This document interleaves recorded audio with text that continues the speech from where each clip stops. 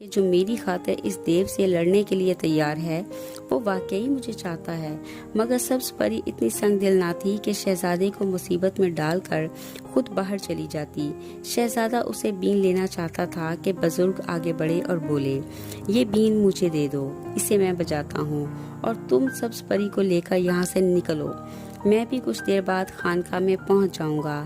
شہزادہ بھی خود غرض نہ تھا، اس نے جواب دیا، اے بزرگ، آپ کے مجھ پر پہلے ہی اتنے احسان ہیں، میں آپ کو مصیبت میں ڈال کر کیسے جا سکتا ہوں؟ بزرگ مسکرائے اور بولے، تمہیں معلوم ہے میرے پاس خدا کی کرامات کا تحفہ ہے، میں اس دیو کے قابو نہ آؤں گا۔ شہزادے کو اطمینان ہوا کہ وہ بزرگ کی کرامات دیکھ چکا تھا۔ شہزادے کو راضی کرنے کے بعد بزرگ نے کہا، تم میری ایک کھڑامی لے لو اور دونوں اپنا ایک ایک پاؤں اس میں پھنسا لو، یہ کھڑامی تمہیں خانقاہ لے جائیں گی۔ سبز پری بولی، اے بزرگ، میں تو خود اڑ کر جا سکتی ہوں اور شہزادے کو بھی اپنے ساتھ خانقاہ لے جاؤں گی۔ بزرگ نے سبز پری کو خانقاہ کا راستہ سمجھایا اور کہا، تم چلو، میں تمہارے پیچھے پیچھے آ رہا ہوں۔ شہزادے نے بین بزرگ کے ہاتھوں میں تھما دی اور سبز پری کے ساتھ اس محل سے نکل گیا۔ کچھ دیر بعد بین بجانے کے بعد بزرگ نے اپنے پاؤں میں کھڑامی ڈالی اور بین کو فرش پر پھینک کر بولے، چل چل کھڑامی چل، اس خانقاہ میں چل۔ دوسرے ہی لمحے بزرگ خانقاہ میں پہنچ گئے۔ بزرگ کو دیکھ کر شہزادہ اور سبز پری بہت خوش ہوئے۔ کچھ روز بزرگ کے پاس ٹھہرنے کے بعد شہزادہ سبز پری کو لے کر اپنے وطن کی طرف روانہ ہو گیا۔ راستے میں سبز پری شہزادے سے کہنے لگی، میں تمہارے وطن جاتی تو ہوں، مگر میری ایک شرط بھی ہے۔ جب شہزادے نے شرط کے بارے میں پوچھا تو سبز پری نے کہا، شرط یہ ہے کہ پہلے تم اپنے شہر سے باہر ایک محل تعمیر کرواؤ جو صرف ہم دونوں کے لیے ہوگا، تمہارے خاندان کے کسی فرد کو اس محل میں آنے کی اجازت نہ ہوگی۔ شہزادے نے سبز پری کی یہ شرط مان لی اور سبز پری کو بتایا کہ اس کے دادا نے ایک محل شہر سے باہر بنوایا تھا، ہم دونوں اسی میں رہیں گے۔ جب دونوں شہر کے نزدیک پہنچے تو پہرے داروں نے شہزادے کے گھوڑے کو پہچان لیا۔ شہزادے نے پہرے داروں سے کہا، بادشاہ سلامت کو اطلاع کر دو کہ ہم دونوں شہر سے باہر والے محل میں ٹھہریں گے، ہمیں ملنے کوئی نہ آئے، میں خود آرام کرنے کے بعد بادشاہ سلامت کی خدمت میں حاضر ہو جاؤں گا۔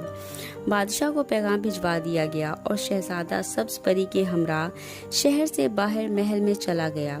دوسرے روز شہزادے نے اکیلے ہی بادشاہ کے حضور حاضری دی اور انہیں ساری صورتحال سے آگاہ کیا۔ بادشاہ کو تو صرف شہزادے کی خوشی عزیز تھی، وہ خوش تھا کہ اس کے بیٹے نے اپنی منزل پا لی ہے۔ بادشاہ نے اپنے خاندان کے سبھی افراد کو شہزادے کے محل میں نہ جانے کی تاکید کر دی اور شہزادہ خوشی خوشی واپس سبز پری کے پاس چلا گیا۔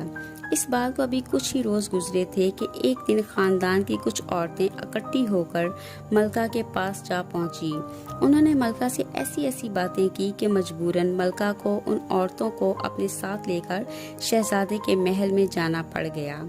ان عورتوں کی نظر جب سبز پری پر پڑی تو انہوں نے اس کے حسن کی تعریف میں زمین و آسمان ایک کر دیے۔ اپنی تعریف سن کر سبز پری بولی، ابھی میں خواہ خوبصورت نظر آتی ہوں، اگر آپ میرا اصل روپ دیکھیں تو بس دیکھتی ہی رہ جائیں گی۔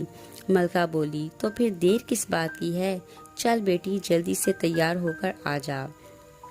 سبز پری اپنے کمرے میں گئی اور اپنا اصل لباس پہن کر ان عورتوں کو سلام کرنے آئی۔ عورتیں واقعی اس کو دیکھتی ہی رہ گئیں۔ ابھی سب سبز پری کے حسن کو دیکھ کر حیران ہو ہی رہے تھے کہ سبز پری اڑ کر وہاں سے چلی گئی۔ جب شہزادے کو سبز پری کے چلے جانے کا علم ہوا تو اس پر جیسے غموں کا پہاڑ ٹوٹ پڑا۔ سبز پری کے فراق میں رو رو کر اس نے اپنا حال تباہ کر لیا۔ ایک روز غم میں نڈھال وہ بادشاہ کے پاس جا پہنچا اور بولا، سبز پری کے بغیر میں ایک پل بھی نہیں رہ سکتا، آپ مجھے اجازت دیں تاکہ میں دوبارہ سبز پری کی تلاش میں جا سکوں۔